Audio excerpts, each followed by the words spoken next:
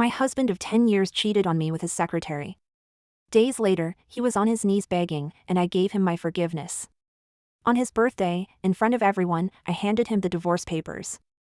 I turned on the projector, and the footage of his infidelity played for all to see. In that moment, his world shattered. He pleaded, kneeling, "Alice, if I lose you, I lose everything." I gave a slight, cool smile. "Perfect. Then we're even." The Capet family mansion was quiet as a tomb that night. I sat on the sofa, the floor-to-ceiling windows reflecting my pale, chillingly composed face. A decade of elite marriage had long since worn away any love, leaving only the cold contract.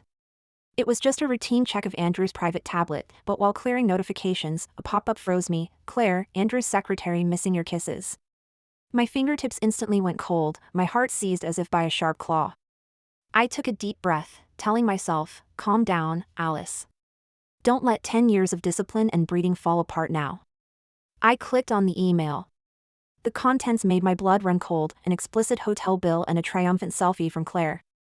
Andrew's limited edition watch, half hidden by the headboard, mocked me, a blatant reminder that my dignity had been trampled. Tears welled, but I bit my tongue hard, the pain snapping me back to focus. I was not a ridicule joke to be played with, but an adversary about to extract a devastating price. I uncovered the secret behind the bill. Andrew was covertly routing large sums of money to Claire's offshore account, disguised as consulting fees, with a promise to divorce me immediately after securing the Capet family's next major capital injection. This was the true betrayal, not the affair, but using my status and family leverage to feed his mistress and his own greed. My blood felt frozen, but my hand was steady. Within 5 minutes, I activated my dormant intelligence system, compiling all the evidence, chat logs, financial transactions, and recordings, into a single, encrypted black box, uploaded to a private server in Iceland.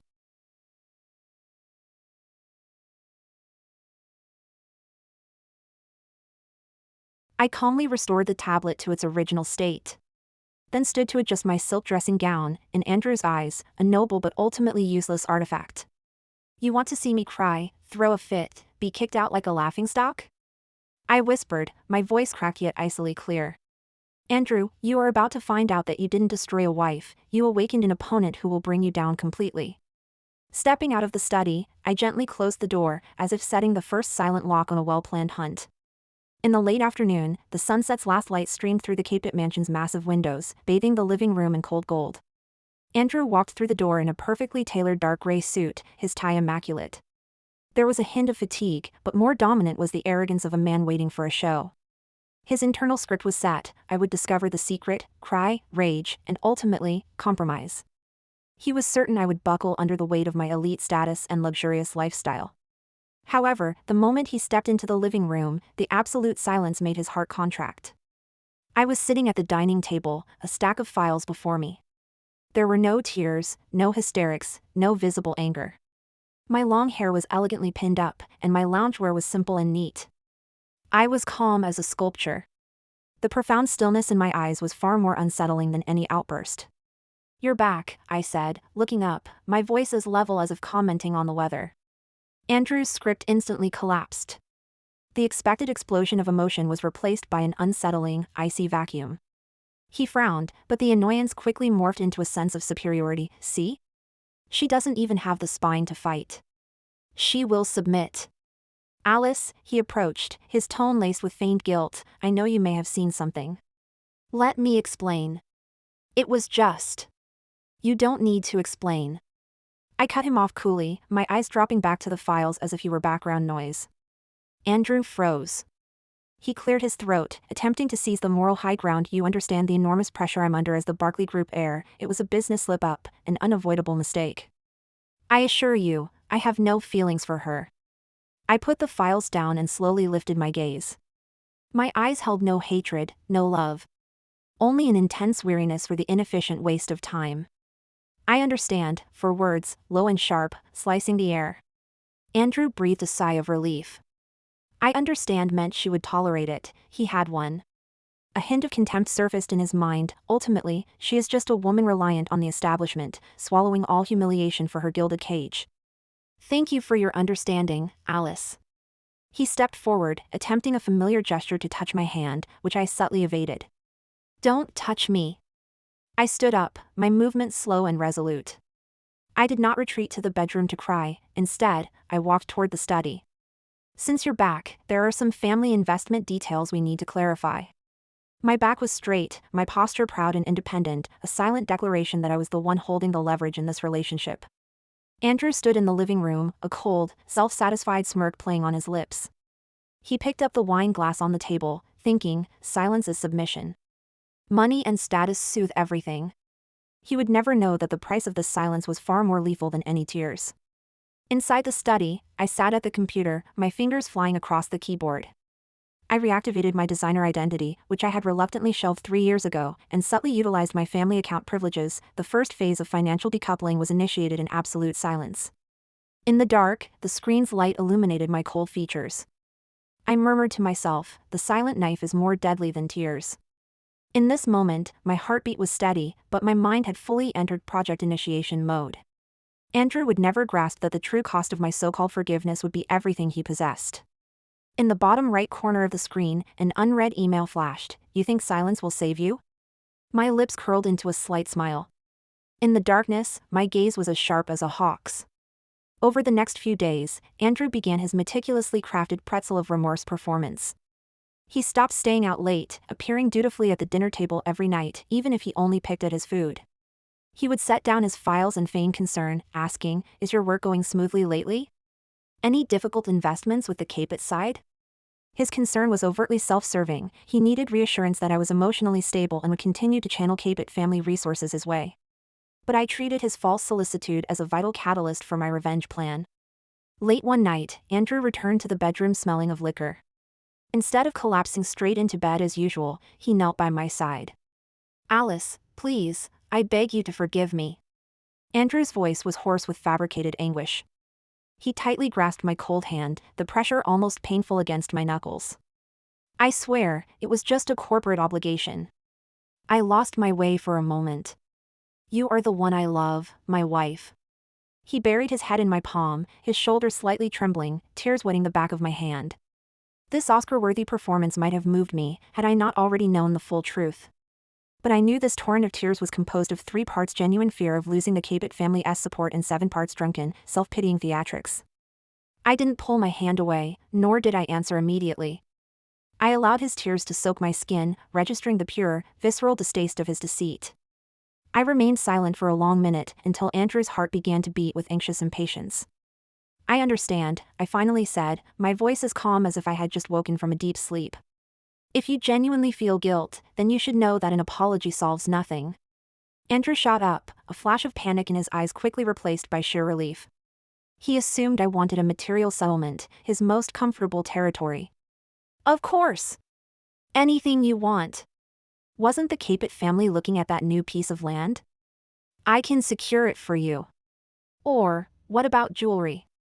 I'll have my assistant prepare a selection immediately. Andrew promised eagerly, believing money could simply erase his infidelity. I gently withdrew my hand and sat up, my gaze particularly sharp in the darkness. I don't need land, and I don't need jewelry, I stated flatly, instantly halting Andrew's exuberance. I only require one thing, Andrew, I said slowly, each word landing precisely on his heart. 3 years ago, to facilitate this marriage, I abandoned my most important project, operating my private art gallery and maintaining my identity as a designer. Now, if your remorse is sincere, I need you to mobilize the entire Barclay Group's resources to help me relaunch this project. I want an independent operations team, a substantial seed fund, and all necessary social leverage to ensure I can re-enter the high society circuit as a designer. Andrew was stunned. He had never taken my designer identity seriously, viewing it as a mere hobby for a bored society wife. But he quickly realized this was the cheapest indulgence he could offer. Satisfying my vanity was far more cost-effective than wiring funds to his mistress's offshore account. I forgive you, I said softly, with a hint of manufactured exhaustion, delivering the sentence of my false absolution. I promise, Alice. Andrew hugged me ecstatically, utterly oblivious that this forgiveness and this compensation were the very platform I was constructing for his social execution. He thought he was merely paying an expensive tab for a momentary lapse. He had no idea that I wasn't after his money, I was after his social infrastructure, the only avenue to my independence and his total disempowerment. Starting tomorrow, I need to assemble the team. Your job is to provide the resources and clear the way. I leaned into his shoulder, feeling the coldness of his counterfeit warmth. Having secured Andrew's verbal promise, I did not waste a second. The next day, I compiled a detailed list of required resources and handed it directly to Andrew as chief of staff, bypassing Andrew himself. Efficiency was key to my disguise. The requirements on the list were highly specialized: venue, a historically significant, derelict building in the core downtown area, suitable for conversion into an art gallery. Funding, an independently operated project initiation fund to be injected directly by the Barclay Group into a Capet family-controlled trust, making it untouchable by Andrew. Team, an autonomous and highly effective operations and PR team with impeccable reputations in both the art world and high society. Andrew felt a twinge of impatience upon receiving the list, but he immediately instructed his assistant to proceed. In his mind, I merely wanted an expensive toy, and he was desperate to end this penance farce and return to his mistress and his business. He did not realize that every resource I selected was strategically paving the way for my revenge. Within a short 2 weeks, my studio quickly took shape under Andrew's resource funnel. The location I chose was an abandoned Capet family old warehouse in the historical district. This not only convinced Andrew that I was motivated by a sentimental attachment to my family's legacy, but critically, the property's complex equity structure meant that once renovation began, no one could easily seize it back. Andrew's capital injection provided me with complete financial autonomy. I used the funds not only for the project launch but also to hire a top-tier legal team to begin discreetly analyzing my prenuptial agreement and asset division with Andrew. My PR team was quickly established. I presented them with my design portfolio from 3 years ago and my vision for the gallery, a platform dedicated to promoting independent female designers. My professionalism and vision quickly earned the team's respect and buy-in. My public persona rapidly shifted from society flower to independent woman fighting for her dream. I stopped attending meaningless high society functions, dedicating all my time to the gallery's preparation and my own design work. Andrew was delighted with this outcome. The busier I was, the less I interfered with his life. He even boasted to friends at a dinner party, with an air of proud condescension, "My wife has found her passion, of course, I support her." He was totally unaware that my passion was becoming the sharpest blade in my arsenal. Concurrently with the studio's progression, I began addressing the other person in my black box, Claire. I utilized the access Andrew had granted me to conduct a deep, covert dive into Claire's offshore accounts and private social circles. I discovered Claire was far more avaricious and ambitious than Andrew had imagined. She was not only demanding exorbitant amounts of money from Andrew but was also secretly leaking several internal Barclay Group contract details to competitors. Instead of directly exposing Claire, I set a trap. I discreetly funneled the details of Claire's betrayal, via an anonymous mailbox, to Andrew's chief legal counsel. I didn't want Claire immediately out of the picture. I wanted Andrew to have to personally clean up this mess. I needed to ensure that all of Andrew's time and attention were consumed by an internal crisis, making him utterly blind to the stage of revenge I was building. It was late. I sat in my new studio, surrounded by sketches and blueprints for future art installations. I picked up my phone and sent Andrew a text: "The gallery funding is confirmed. Thank you for your generosity. The project will be open to the public soon." Andrew instantly replied, "You're welcome. Take care of yourself." I turned off the screen. I looked at my own fingers. They were no longer the hands of the girl controlled by an arranged marriage a decade ago, but the hands of a hunter in control of the game. My stage was complete, waiting only for the prey to enter. Over the next month, my private art gallery project became the most talked about topic in high society. Through a carefully orchestrated PR campaign, I re-emerged into the public eye as an independent female designer. My gallery was more than a building, it was a manifesto of my self-redefinition. My design philosophy, bold, uncompromising, and empowering to women, quickly garnered praise from the media and the younger demographic. I was no longer the silent accessory beside Andrew. Every public appearance was a statement about my project. My attire was no longer about blindly chasing luxury but was unified with my design aesthetic, low-key and powerful. My social media presence soared, transforming me from the mysterious wife of the Barclay Group CEO to Alice, the must-watch new designer. This provided Andrew with immense gratification. He proudly declared to the outside world, "Alice's project is my full support of her artistic dream." He saw his wife's success as proof of his own modern and magnanimous nature. He basked in the outside world's praise for our model marriage, completely oblivious that he was applying a golden lacquer to his own execution platform. However, Andrew's peace was quickly shattered by the internal turmoil caused by Claire. The chief legal counsel, armed with the black materials I anonymously provided, rapidly concluded his investigation. Claire was found to have avariciously misused her position to leak information on a multi-million-dollar overseas contract for the Barclay Group. This wasn't the harmless flirtation Andrew had tolerated, it was a corporate betrayal that threatened the company's core interests. Andrew! Your damned mistress sold us out, the legal counsel practically roared over the phone. Andrew was thunderstruck. He had always viewed Claire as a mistress he could easily control, not a viper.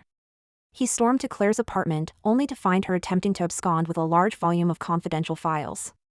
Andrew, listen to me, I did this for us. Claire tried to use tears and fragility to win him back, but Andrew was consumed by rage. He feared not the loss of affection, but the massive loss of profits and reputation. For the next few days, Andrew was entirely mired in corporate infighting. He had to silently manage Claire's dismissal, claw back the leaked contract information, seal the internal corporate breach, and simultaneously appease shareholders and the board. He expended massive amounts of time, energy, and money trying to internalize the crisis. The more overwhelmed he became, the more he ignored me. He assumed I was busy with my little hobby, completely failing to notice his own downfall. And me? I observed Andrew's frantic state with absolute calm. At an internal Capet family gathering, I attended wearing one of my own minimalist-designed gowns. My presence was radiant, drawing all eyes. Someone asked why Andrew was absent. I offered a mildly apologetic smile. He's tied up with urgent corporate matters lately. Some tricky business that he has to personally clean up. My tone was composed, devoid of complaint, making me appear all the more understanding and independent. To others, I was defending my husband. But only I knew that I was using the knife of language to quietly confirm the fact that Andrew was too busy covering his own mistakes. Amidst the guests' admiration and Andrew's utter chaos, my revenge plan had entered its final, ticking phase. Andrew's internal crisis continued to escalate. He intended to discreetly handle Claire, forcing her resignation, but she proved more audacious than he imagined. She refused to leave and counter-threatened Andrew, demanding an exorbitant hush money payment as an insider on Andrew's private life. Andrew was shaking with fury. He had never been blackmailed by a mistress he considered beneath him. He began mobilizing his legal team, attempting to freeze Claire's offshore accounts and pursue criminal charges against her. Just as Andrew's lawyers reached a stalemate with Claire, I made my move. I contacted the top-tier legal team I had quietly retained and, citing the necessity to protect Capet family interests, filed a separate lawsuit. This action was not about Andrew's private affairs, it was a comprehensive exposé of Claire's abuse of power, misappropriation of company funds, and theft of commercial secrets while serving as the Barclay Group's secretary. All this evidence was legally acquired during the initial phase of my false forgiveness, using the project resources and family account access Andrew had granted me. I sidestepped all moral accusations regarding the affair, plunging Claire directly into a quagmire of criminal and financial fraud. My legal team's efficiency was stunning. The lawsuit immediately caught the attention of the district attorney's office. 2 days later, while Andrew was still desperately negotiating with Claire, she was apprehended by the police. News of the arrest quickly exploded across social media. Major financial news outlets reported, Barclay Group secretary arrested for major financial crimes. Andrew was completely blindsided when he heard. He initially thought his legal counsel had moved aggressively, but he soon discovered the plaintiff was the Capet Family Trust, the source of my project funds, and the suit was exclusively focused on Claire's financial crimes. He called me, his voice carrying unmistakable exhaustion and a hint of relief. "Alice, did you hear? Claire was arrested. Brilliant move. Our legal team is more efficient than I thought." On the other end of the line, my voice was freezing. "Andrew, this was not your legal team. This was me, using my own resources to safeguard Capet family interests." Andrew froze. It dawned on him that I was no longer the pliable wife he controlled. I was using the money and access he provided to execute moves he could never anticipate. Why did you get involved in this?" Andrew's voice tightened with anxiety. "Because Claire's greed was threatening the foundation of our alliance," I answered blandly. "I was merely helping you clear an obstacle, Andrew. Didn't you want a perfect wife?" "I'm simply fulfilling my duties." My answer seemingly defended the marriage, yet it fundamentally separated my actions from Andrew's control. I was no longer his dependent, I was the executor of Capet family interests. Though Claire's arrest resolved Andrew's immediate internal crisis, he was now enveloped by an unprecedented sense of dread and loss of control over me. He started watching me with complex, uneasy eyes, realizing he completely misunderstood the woman he slept beside every night. He began showing up more frequently at my art gallery's preparation site, not to support, but to monitor. He wanted to know what other cards this woman held. Yet, I was perpetually poised, professional, and dedicated to my artistic endeavors.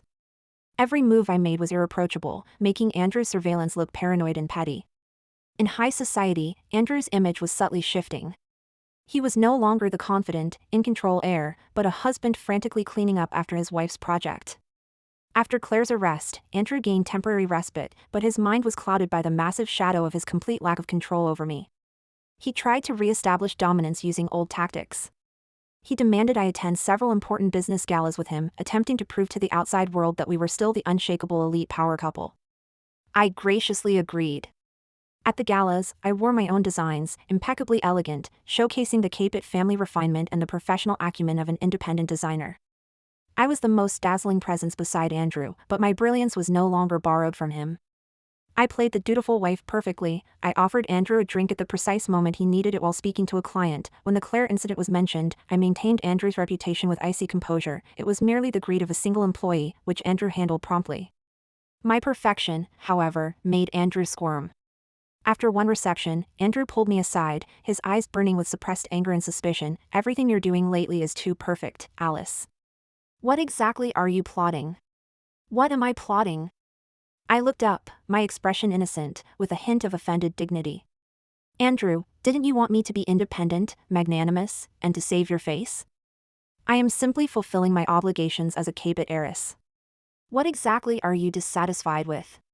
My counter-question was logically flawless.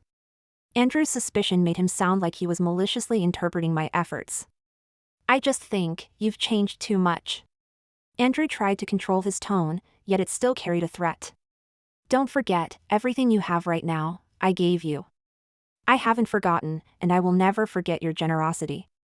I smiled faintly, a smile devoid of warmth, replaced by cold irony. In exchange for your generosity, I provided you 3 years of stable alliance and helped secure the Capet family's investment. Now, we are simply engaging in a fair transaction. I skillfully reframed our relationship as a transaction, reducing Andrew to an investor in my career, completely denying any possibility of emotion. Andrew's need for control peaked. He began frequent visits to my art gallery, pressuring my team members and demanding to see financial reports under the guise of caring about project progress. But I had set up a firewall from the moment the funds were injected.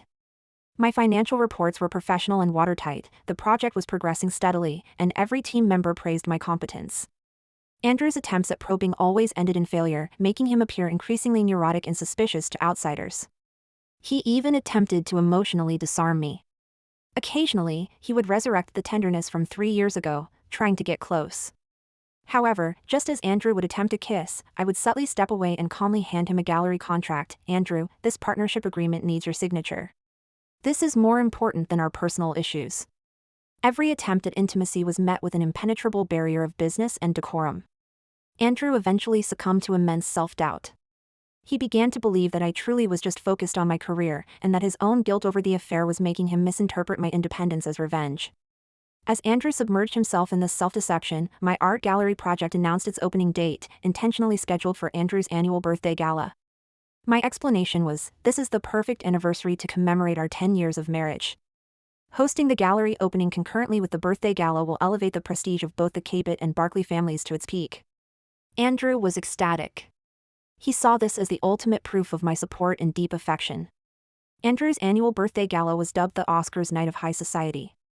Hosted at a Capet family-owned castle hotel, it was opulent, crowded with dignitaries, and every media camera was focused on the model couple. Andrew, in his tuxedo, was confident and proud.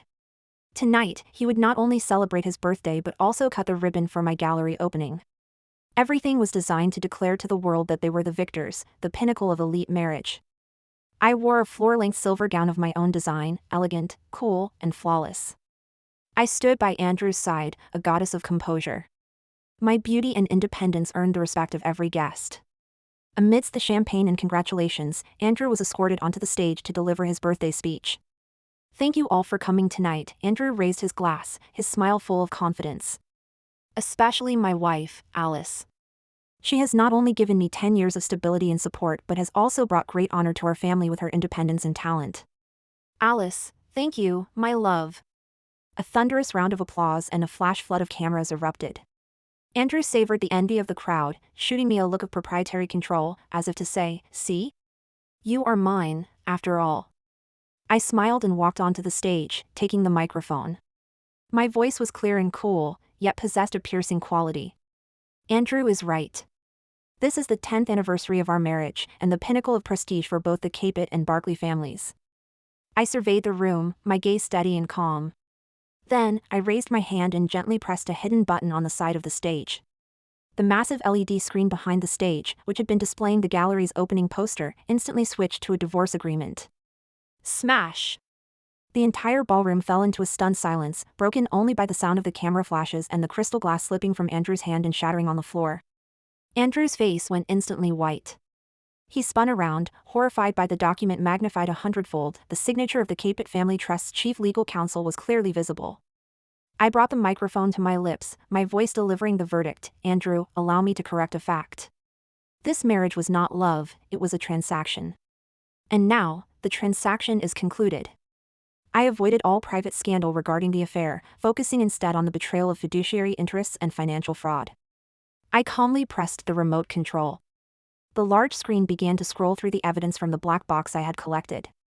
Financial transaction records, detailed transfers of massive funds from Andrew Declare's offshore account disguised as consulting fees, clearly showing the use of corporate resources to support a mistress. Audio transcript, Andrew's explicit promise to divorce Alice immediately after securing the next Capet family capital injection, accompanied by his denigration of me as a useless trophy wife, a tool for family investment. Legal document, the pre-signed legal statement from the Capet Family Trust. The Capet family was withdrawing all capital injections and partnerships with the Barkley Group effective immediately. Every piece of evidence precisely bypassed moral judgment, directly exposing Andrew's cold-blooded exploitation of the marriage for profit and his attempt to discard the Capet family. Andrew trembled, attempting to rush me and seize the microphone, but he was held back by security. All his decorum, pride, and confidence utterly disintegrated in that moment. I gave him no chance to speak, continuing my announcement in a tone professional enough to be reading a board resolution. In the past few months, I used Andrew's generosity to swiftly complete my independence and asset transfer. The Capet family's interests have been completely severed, and my art gallery project is now operating fully independent of the Barkley Group. Today, as this divorce agreement is notarized and effective, I declare to all present, Alice Capet has returned as an independent designer, completely free from the control of the Barkley Group. I gently set down the microphone, as if sheathing a knife. Everyone present was stunned by this masterclass of cool, calculated asset decoupling and public execution. Andrew was left standing center stage, like a clown stripped naked, enduring the scrutiny and disdain of every eye. His reputation, his credibility, shredded completely by the wife he once deemed most harmless, all on his proudest night. The atmosphere on stage was frozen, the air thick with the sound of shattered glass and guests' sharp intakes of breath. All eyes were locked on Andrew, their initial shock transforming into profound contempt. The Capet family representatives, faces grim, immediately escorted me away. Andrew's business partners exchanged nervous glances and began to quietly slip out. The ballroom became Andrew's personal courtroom. Andrew finally broke free from the security staff and stumbled toward the edge of the stage, desperately trying to grab me as I was being protected by my family. Alice! Wait! You can't leave! Andrew's voice cracked with a desperate tremor, all his composure and arrogance had instantly dissolved. Listen to me. None of that is true. I made a mistake, I truly did. My back momentarily paused, but I did not turn. My family representatives shielded me from Andrew. Seeing me stop, a flicker of hope surged in Andrew. Ignoring his bespoke tuxedo and the flashing cameras at his feet, he violently dropped to his knees, his posture pathetic. Alice! Please! Don't do this to me. Andrew's head was bowed low, his proud spine utterly broken. His voice held the absolute terror and pleading of a desperate man. I beg you. If I lose the Capet investment, the Barkley Group will face a massive crisis. I can't lose you. I can't lose all of this. He was pleading not for love, but for the wealth and status I represented. He was crying not like an heir, but like a despairing child whose toys were being taken away. I slowly turned, finally letting my gaze rest on Andrew kneeling on the red carpet. My expression was that of a cool connoisseur examining a distasteful exhibit. You lost me? I walked closer, my voice soft, yet every word was an ice pick drilling into Andrew's ear. Andrew, you never owned me. You owned the Capet family assets, and an empty shell you thought would wait for you for 10 years. I looked down at him, my silver skirt like cold armor. You claim you cannot lose all of this, but what about your mistress? Your arrogance? The condescension when you dismissed me as a useless trophy wife? Andrew looked up, tears and sweat mixed together, his face twisted in agony. I admit I was wrong. I was just misguided. The one I truly love has always been you. For the sake of our 10 years, give me one chance. I don't want anything. I just need you to stay and help me through this crisis. He reached out, trying to grab the hem of my gown, but I simply took a graceful step back, leaving his hands to clutch the cold marble floor. 10 years of marriage? My tone was even, like stating a mathematical fact. You used 3 years of infidelity and betrayal to consume 10 years of my dignity. You used me and my family's interests to finance your mistress. My final look was unyielding, hard as rock. You want me to help you through this crisis? What exactly do you think you have left to exchange? Andrew froze. He had run out of bargaining chips. He had no love, no credibility, no money. All he had left was the searing humiliation at the center of the stage. Amidst countless camera flashes and looks of contempt, Andrew completely broke down. He wrapped his arms around his head, letting out a raw, desperate wail. I lost you. I lost everything. I'm finished. Andrew's desperate lament echoed through the ballroom, the most fitting, chilling final note to my revenge drama. I did not spare him another glance, turning and walking away with a firm stride, flanked by the Capet family representatives, out of the gilded cage that had once confined me. That night, the media coverage swept the global financial and entertainment headlines like a tsunami. The banner headlines were unified and explosive. Barclay heir Andrew caught in financial scandal, wife Alice Capet cuts ties publicly, reclaims queen status. In the reports, I was universally portrayed as a composed, professional, and visionary family heir. I had no hysterics and made no grab for assets, instead strategically severing all ties to the corrupt marriage in the name of protecting family interests.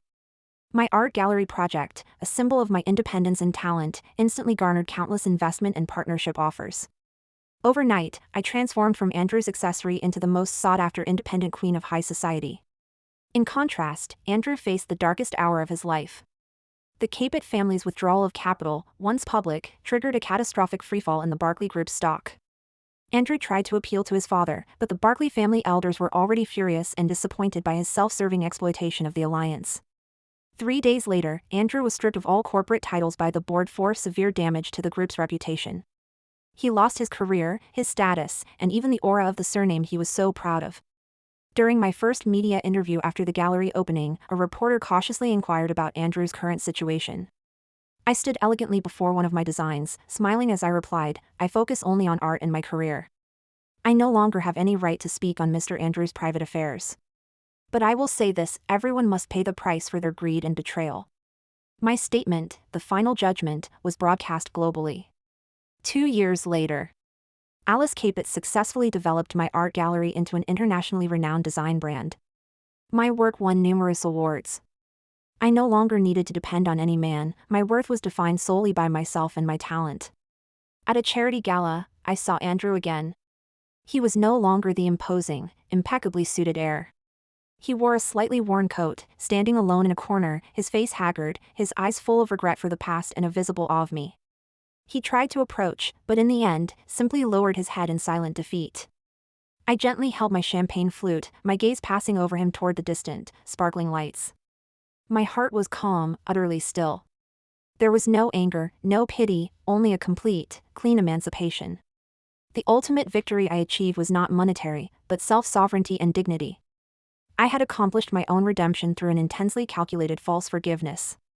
I hadn't destroyed him completely, but I had deprived him of what he valued most, his prestige, his status, and his power. For Andrew, this was a pain far worse than any form of death. I offered a slight, cool smile and finished the champagne in my glass. My revenge wasn't meant to make you suffer, it was meant to ensure you would forever understand that the woman you threw away is a queen you can never touch again. I turned and walked toward the brilliant future that belonged only to me.